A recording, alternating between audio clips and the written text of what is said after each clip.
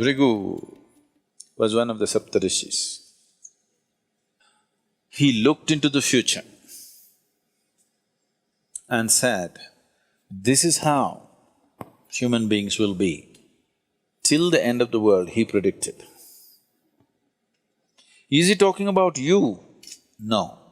He is talking about humanity as to how it will evolve, what it will do.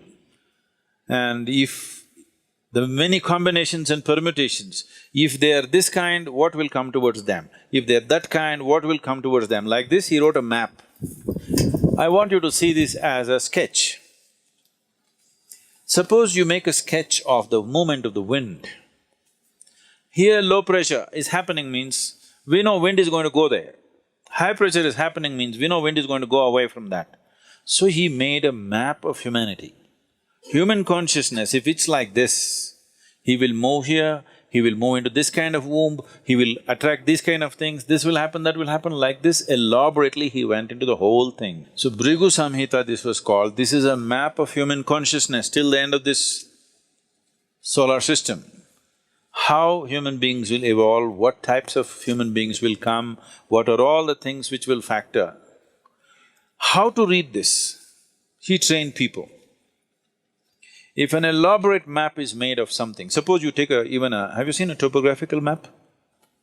Not the regular map. Have you seen the Geological Survey of India or the United States, they have this thing. Have you seen these maps? It will take a certain amount of training to read the map, it's all written there. Or have you seen the aeronautical maps? They're really complex, okay? If you want to fly from one part of the world to another, there is an aeronautical map. Unless you're well-trained, I've gone through these exams and I've passed the exams, but I don't think I can navigate from here to, let's say, South America successfully, because the planet is round, it's spinning, time zones are changing. All this is factored into the map. Somebody who knows how to read it, in 2 minutes he knows exactly what it is, coordinates, he will write and he knows where to go.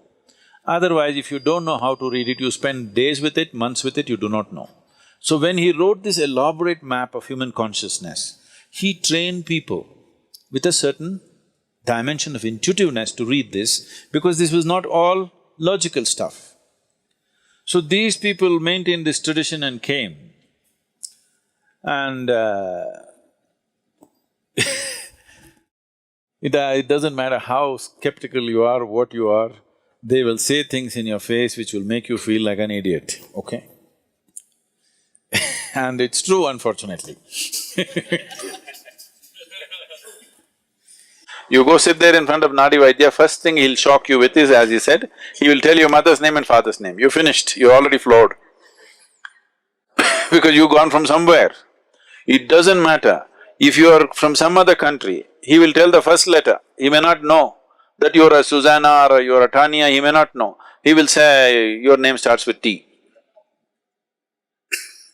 Just like that.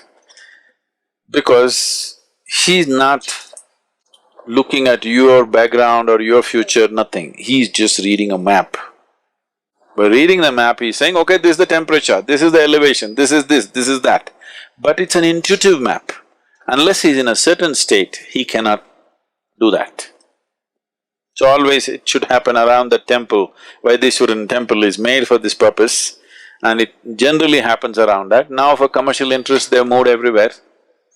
It may not be as effective, but there are some who are bang on.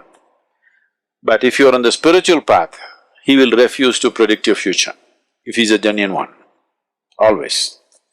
So if you go and if he tells your future, that means you're still not on.